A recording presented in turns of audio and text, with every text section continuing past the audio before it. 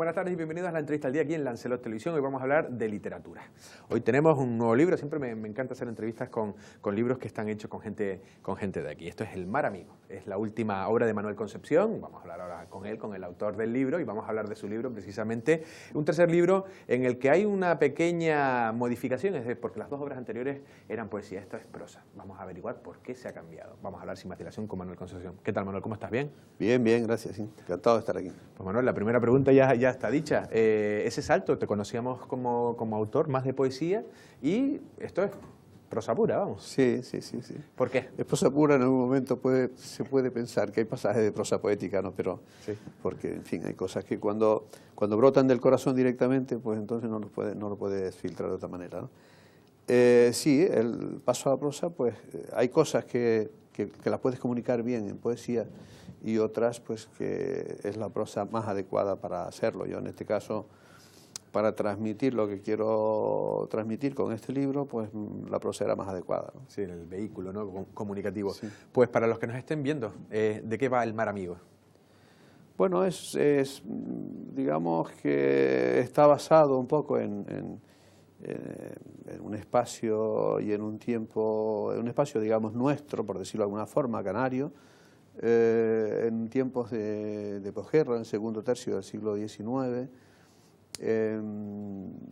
digamos, en estos sitios rurales, aunque también hay pasajes en determinadas capitales, cerca del mar, donde se combina el mar con el campo y en las gentes, en los personajes que forman parte de estas economías de autoconsumo de las familias de aquel entonces, ¿no?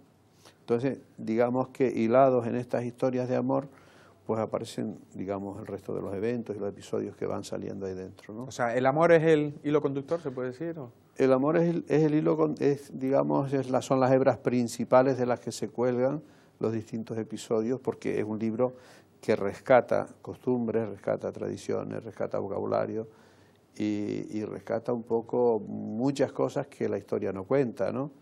Y que en realidad, pues de alguna forma se vivía así, ¿no? ¿Por qué esa época? ¿Quisiste contar de eso, de lo que estás diciendo tú, de tradiciones? ¿O quisiste ir a buscar esa época por algo? Bueno, no sé, es una época que yo, digamos, vivía a posteriori, ¿no? Pero que yo de pequeño pues estaba en un marco ahí donde escuchaba muchas historias de la gente, porque se reunían en torno a mi padre, que era comerciante, entonces venían ahí, se sentaban y hablaban de todo, y la gente hablaba, pues unos hablaban de la guerra, otros hablaban de sus viajes a América, de sus triunfos o fracasos en Cuba o en Venezuela, en sus idas y venidas, y de la vida cotidiana del pueblo, ¿no? ¿Alguna de esas historias está reflejada en...? Sí, está un poco todo metido ahí. Son pasajes, porque en 200 páginas o 190 no se puede contar, sí, no digamos, tanto. todo, ¿no? Sí. Pero digamos que todo hace un repaso por todo eso y por la vida, hace un repaso, pasa por ir a pescar un día, pasa por el trabajo, digamos, de obrero de un latifundio, por los trabajos de los pequeños minifundios, pasa por las fiestas del pueblo, pasa por los sermones del cura, la relación del cura con el cabo, es decir, una cosa muy cotidiana de un pueblo de aquella época. Y en todo eso aparece siempre el amor eros, el amor entre parejas, el amor unos digamos muy tradicionales, otros menos tradicionales, otros amores malentendidos, y después también aparece digamos el amor fileas, yendo a una terminología griega clásica, ¿no? Ese amor entre padres a hijos, hijos a padres, ¿no? Porque hay dos de los personajes que se quedan con sus hijas y tiran de ellas, ¿no? Se quedan sin madre, ¿no? Entonces, pues se crían en esos ambientes con una figura paterna como digamos, locomotora de la familia, ¿no? Vale. ¿Dónde está ambientada? Porque no parece que esté en un sitio. ¿Dónde está ambientada esta historia? Bueno, está ambientada en Despacia. Despacia es un territorio atlántico que de alguna forma intento que nazca de la unión de todas las islas, ¿no? Siempre decimos que Canarias es un territorio fraccionado, que lo es, ¿no? Y nos quedamos ahí. Nunca he visto que hayamos hecho un esfuerzo por al menos mentalmente acercarnos, ¿no? Entonces, pues la idea que yo intento cuajar aquí es la idea de acercar, al menos mentalmente, todos esos territorios, creando uno que es de Spassia y bueno, que de alguna forma, pues aquí hablamos que se enfrentaba al equipo de lucha de la selección del norte de Spassia contra la del sur de Spassia, por decir una forma, ¿no? En vez de... Y eso te voy a decir, tú llevas viviendo en Lanzarote 30 años, eres de La Palma, y precisamente me sirve perfectamente para conocer tu opinión sobre lo que es Canarias. Nos conocemos bastante los canarios. ¿Crees tú que hay una unidad? Porque estás hablando de que deberíamos de estar más unidos y representas perfectamente una punta a la otra, desde La Palma a Lanzarote. ¿Crees que hay un sentimiento canario relativo de unidad? A verlo lo hay, pero yo no sé si es más fuerte el sentimiento universal de Canarias que el sentimiento insularista en cada una de las islas, ¿no? Prima más el sentimiento insular. Me da la impresión de que sí, aunque cada vez se habla más del concepto de universal de Canarias, ¿no? como territorio, pero a la hora de la verdad no se ve de una forma tan clara, ¿no? ¿Tú crees que, por ejemplo, en La Palma conocen bien la realidad de Lanzarote? ¿Tú que has podido volver para allá? Yo creo que lo conocen los que de alguna forma, pues por ese tránsito que ha habido en el tiempo de isleños de unas islas a las otras para trabajar o para hacerlo, ¿no? Por ejemplo, aquí muchos años atrás venía gente de La Palma en época de zafra, de las arrancas de la cebada y de todas estas cosas que se cultivaban en el campo de Lanzarote antes, ¿no? Sí, ¿no? Y también me imagino que habrá gente que está más o menos informado y lógicamente... De hecho, mi bisabuela materna es lanzaroteña, nació aquí. Sí, ¿no? Sí, lógicamente ha habido... Hija de un palmero que vino y se casó aquí con una conejera y nació mi bisabuela. Entonces, bueno, después ella volvió a La Palma porque murió su madre, quedó viviendo con unas tías y tal. Y cuando ya era así, que empezaba a ser mujercita, pues parece que tenía que volver allá a la familia, donde estaba el resto de la familia. Bueno, pero tú volviste para acá. Sí. Yo bueno, para los que... habrá mucha gente que esté viendo la entrevista y te conocen, pero te conocen más por tu labor profesional. Eres un perfecto conocedor del sector turístico, trabajaste en numerosas cadenas hoteleras, de director, en puestos de responsabilidad. ¿Cómo empiezas a dar el giro? ¿Cómo encuentras tiempo para hacer dos cosas tan completamente distintas? Bueno, en principio, digamos que la poesía no es una cosa que te pones a hacerle en un momento, sino cuando escribes poesía, pues vas escribiendo y vas guardando un poco ahí. La poesía en realidad tiene poco filtro. Quiero decir, pocos filtros emocionales, ¿no? Porque tú escribes lo que sientes y prácticamente eso se te brota el corazón, no pasa por la cabeza, ¿no? Entonces lo vas poniendo ahí y después ya, digamos... desde el punto de vista literario, pues tú lo acomodas de otra manera, ¿no? Y eso te puede ir pasando durante mucho tiempo, lo vas poniendo ahí en un cajón y un día decides recolectar todo eso, ordenarlo y tal, y hacer una edición, que fue el caso de Poemas de Amor y Vida, ¿no? Que más o menos el título venía a decir eso, fue mi primera publicación en el año 2011, si mal no recuerdo, ¿no? Y después, bueno, pues más adelante, pues con un poco de lo que tenía y ya metido un poco en esta idea de caminar por Canarias y de hacer algo entre las islas, hice ese otro segundo poemario que es de punta a punta, donde digamos que el poema principal es la fábula de Juan Cabal, que en 500 versos, son 50 décimas, pues relata todo el camino de su personaje por todas las islas, lo que va encontrando y un poco la bondad de la gente y un poco todo eso así, ¿no? ¿Y ahí que aprovechabas tus huecos libres? Sí, bueno, eso ya fue ya en el 2013, sí. Y después ya, a partir de ahí, pues, bueno, me metí un poco más a ordenar otras ideas para hacer otros, digamos, esqueletos de obra para plasmarlos en prosa, y ha salido el caso del Mar Amigo en este momento, y de algunas colecciones de relatos y tal, que bueno, vamos a ver si en el futuro tienen salida o no, pero de momento eso no. Bueno, todo se andará. Influencias, no sé si en esta obra tú, no sé qué, si este libro tiene parte de ti, esa parte de ti sería de las influencias de lo que has leído. ¿Qué es lo que te ha gustado leer, que creas que ha podido tener una impronta luego en tu obra? Bueno, a mí me gustan los grandes, los clásicos, los grandes narradores, como García Márquez, Cervantes, Pérez Galdós. Digamos que desde quienes aprenden. Después hay un tipo de narrativa más contemporánea, que también ya extranjera, pues como que también de alguna manera, pues bueno, te marca un poco la línea en la que se está, digamos, escribiendo, narrando las historias ahora, ¿no? Pero siempre los clásicos son los clásicos, Carlos Fuentes, tal, esa gente son maestros, ¿no? Sí, regresar a eso, ¿no? Por eso son clásicos, porque nunca pasan de moda. ¿Un libro que recomendarías? Sin ser el Mar Amigo, lógicamente. Mar Amigo, pues no sé, en esta línea de aquí yo puedo recomendar varios libros. Hay autores de aquí que han estado sacando libros últimamente que son muy valorables, que deberíamos de leer. Pues por ejemplo, El año de la cuca bolona de Pepe Betancor Mesa, que lo sacó no hace mucho, el año pasado. Yo creo que merece la pena leerlo. Sandalias de plata, Pepa González. Sí, hay una camada, ¿no? Sí. Ismael también, ¿no? Están los de Ismael Lozano, que sus 3 libros pues son un poco largos para el que, pero en fin, el que le guste que lo puede ser también. Pues de Oscar Aguiar, Miguel Aguerralde está sacando, aunque él saca cosas más de género de terror o de cosas de zombies o de policíacas, pero en definitiva hay un cierto movimiento de gente que está escribiendo y quiere hacer cosas por lo de aquí.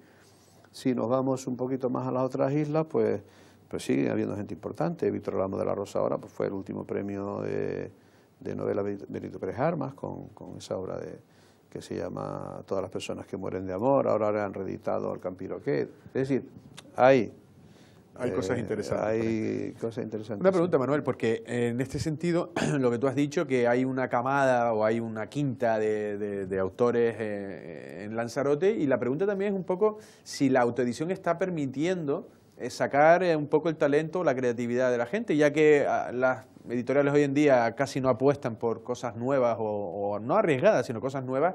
¿Este es el futuro de la literatura? No lo sé, hay un cierto movimiento. Yo creo que pese a todo cada vez hay más editoriales o más editores y más gente que quiere plasmar en papel o en formato digital sus libros, ¿no? ¿Cuántos ejemplares has editado? De 500. 500. De Punta a Punta fueron 500 también, de Poemas Amor y Vida fueron 300 y se acabaron. No hay ninguno, o sea que a lo mejor en una futura antología de poesía, si hacemos, volveremos a poner parte de ese primer poemario, ¿no? Sí, porque aquí también uno no quiere ser tampoco hacer grandes, lo decía porque también otros compañeros, Rafael Hernández, un compañero que también creo que editó también con Círculo Rojo, con la editorial Círculo Rojo. Él me decía que como que tranquilo, no editar grandes cantidades y después si acaso se vuelve a hacer otra edición. Sí, ¿no? Se pase una segunda edición o una reimpresión, si estás de acuerdo con todo lo que... Si usted no quiere cambiar nada, puedes hacer una reimpresión perfectamente. Sí. Una cosa que cuando hablo con autores, tú ya es tu tercer libro, si echas la vista atrás, te sientes no avergonzado, no voy a decir, sino que hay cosas que los autores le dan como, dicen, ahora cuando veo mis primeras obras a lo mejor no sé si las cambiaría o corregiría cosas. ¿Tú crees que eso pasa contigo? Sí, siempre, porque esto es un aprendizaje continuo, ¿no? Entonces ya no solo escribes, sino también lees, ¿no?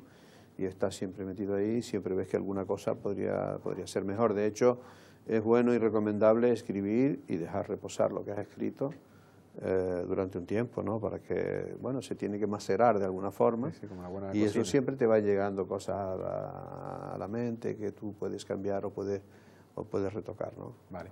Ahora vamos a hablar también de cómo, bueno, también el negocio turístico, también porque nos parece una persona interesante que sabe mucho de eso, pero ya para dejar un poco la parte literaria y un poco también relacionarlo con la historia, el mar, amigo, el mar para los canarios, ¿qué significa? No sé si tiene alguna influencia, ¿por qué este título y si tiene has hecho alguna reflexión sobre el mar? Sí, para los canarios? Bueno, porque el mar en realidad es, para uno de los personajes es su amigo, es un chico que crece solo muy cerca del mar, en la orilla del mar, que por la circunstancia que fue, crece como niño único de la familia, y entonces él hace del mar su amigo, se relaciona con el mar, le habla al mar, y el mar le responde, él cree entender el lenguaje del mar.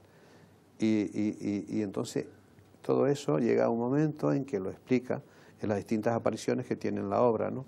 Pero sobre todo a ese jefe suyo que tiene, que viene de tierra adentro, él le explica el lenguaje del mar, ¿no? Él le va explicando los porqués de las cosas y tal, y le cuenta varias anécdotas del mar, y el respeto que hay que tener al mar, y el cariño que hay que tener al mar, y todas esas cosas, con anécdotas interesantes, muy interesantes vividas, de gente, pues, como el mar en un momento determinado ha corrido en socorro de alguien, y en otros momentos, pues, enfurecido por cualquier motivo, pues, el mar ha tenido...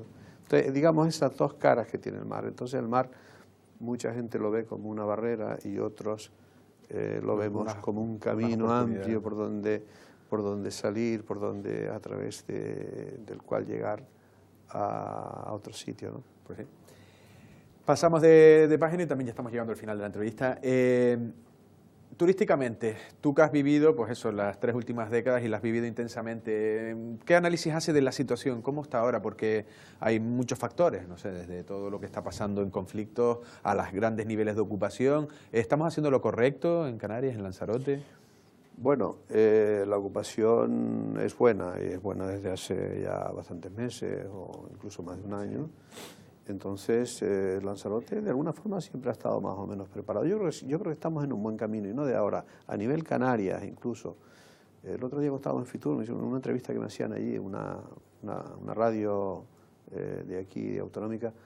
Lo decía, yo creo que el trabajo de lo que es la promoción de Canarias en general se viene haciendo bien desde hace 9 o 10 años, ¿no? Siguiendo una buena línea, se ha conseguido una imagen cierta, se ha devuelto el concepto insular a la imagen de Canarias, y un montón de cosas más, ¿no? Entonces yo creo que se viene haciendo más o menos bien.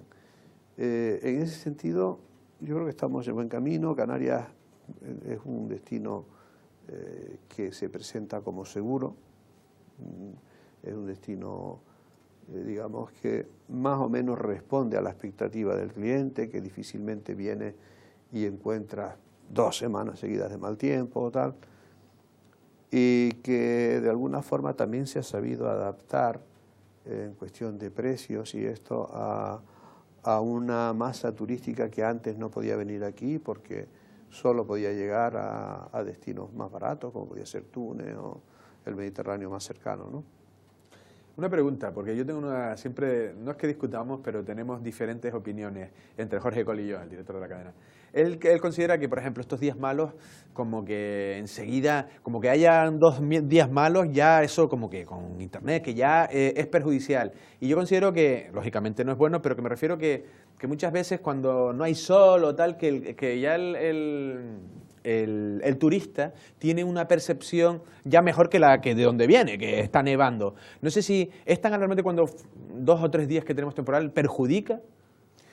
Bueno, perjudica, no relativamente, si otros 3 o 4 días hace buen tiempo, porque la gente de alguna forma, aunque haya buen tiempo, muy bueno todos los días, también tampoco es que esté todos los días en la playa o todos los días esté fuera, claro, ¿no? También se quedan dentro, porque ahora mismo la gente también sigue conectada con su wifi a su mundo personal, sí.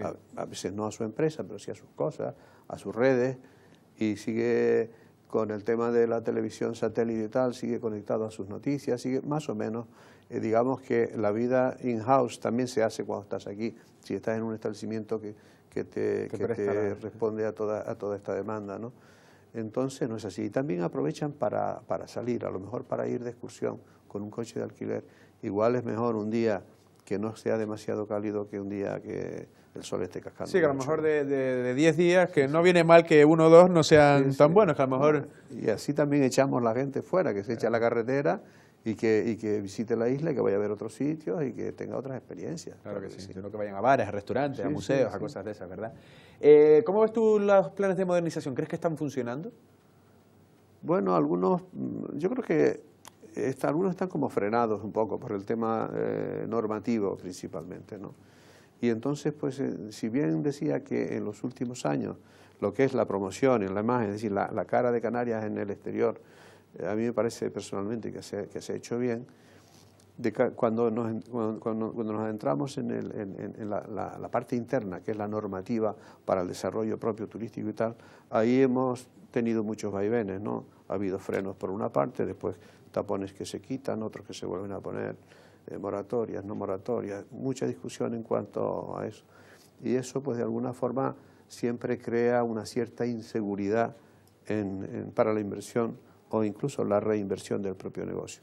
No obstante, los núcleos, digamos, maduros que salieron en principio y tal, pues sí han ido haciendo una renovación que yo creo que es importante en cuanto a la aportación y que va a ser mucho más importante cuando, junto a la renovación de los establecimientos privados, también venga acompañada una renovación de los espacios públicos en torno a esos establecimientos, ¿no? El otro día comentaban aquí, bueno, se comentaba que desde el sector turístico también se ha hecho el análisis de que algunos propietarios de apartamentos, de antiguos apartamentos que tenían previsto remodelarlos, ante los niveles tan altos de ocupación han dicho, bueno, voy a seguir. ¿Eso es bueno o malo? Me refiero a que no ha abordado la remodelación porque lo puede seguir llenando, pero a lo mejor a unos precios que no son tan buenos y que sigue manteniendo la instalación sin renovar. Bueno, yo creo que cada decisión es muy particular, ¿no? Porque también depende de la relación que tenga con el touroperador o si tiene otros sitios y le aprietan un poco, porque en todo esto siempre hay que tener en cuenta no solamente la parte que uno ve, sino la que no se ve tan bien, porque el touroperador a lo mejor tiene dos establecimientos y tiene uno en garantía y el que tiene en garantía le dice, oye, mira, necesito para este momento puntual que frenes la renovación y durante 6 meses pues te contrato también ese otro. En fin, siempre hay muchas cosas que influyen en esto, porque en definitiva es un negocio con muchas partes, ¿no? Entonces, pues bueno, yo creo que cada caso es distinto, ¿no? Cada caso, bueno, y si le va bien, mejor para él. Bueno, ya hemos llegado al final. La última pregunta me la reservaba pues, para que tú también, para la gente que no esté viendo, que hemos venido a hablar de tu libro, y nunca mejor dicho, El Mar Amigo. ¿Cuándo lo presentas y dónde lo presentas?